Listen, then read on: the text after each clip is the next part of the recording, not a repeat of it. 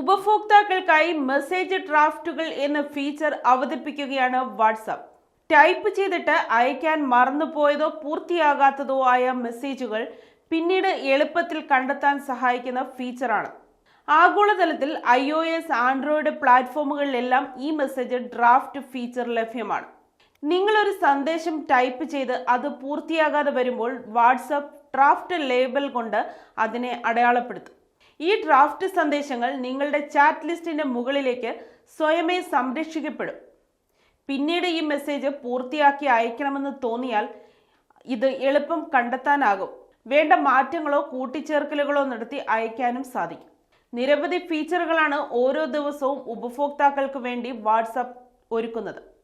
Sticker പാക്കുകൾ സൃഷ്ടിക്കാനും പങ്കിടാനും ഉപയോക്താക്കളെ അനുവദിക്കുന്ന ഒരു പുതിയ ഫീച്ചർ വാട്സാപ്പ് വികസിപ്പിക്കുന്നതായും റിപ്പോർട്ടുകളുണ്ട്. ഉപയോക്താവ് ഒരു സ്റ്റിക്കറിൽ ടാപ്പ് ചെയ്യുമ്പോൾ ദൃശ്യമാകുന്ന മെനുവിൽ നിങ്ങളുടേത് സൃഷ്ടിക്കുക എന്ന പുതിയ ഓപ്ഷൻ ഉൾപ്പെടുത്തിയിട്ടുണ്ട്. ഈ പാക്കുകൾ മറ്റുള്ളവരുമായി പങ്കിടാനും അവർക്കത് കാണാനും ഇമ്പോർട്ട് ചെയ്യാനും കഴിയുമെന്നാണ് റിപ്പോർട്ട്. ഈ ഫീച്ചർ വരുന്നതോടെ ഉപയോക്താക്കൾക്ക് ഇനി തേർഡ് പാർട്ടി സ്റ്റിക്കർ ആപ്പുകളെ ആശ്രയിക്കേണ്ടി വരില്ലെന്നാണ് ചൂണ്ടിക്കാണിക്കപ്പെടുന്നത്. എന്നാൽ ഈ ഫീച്ചർ എപ്പോൾ പുറത്തിറങ്ങുമെന്നതിനെക്കുറിച്ച് വാട്സാപ്പ് ഇതുവരെ വ്യക്തത വരുത്തിയിട്ടില്ല.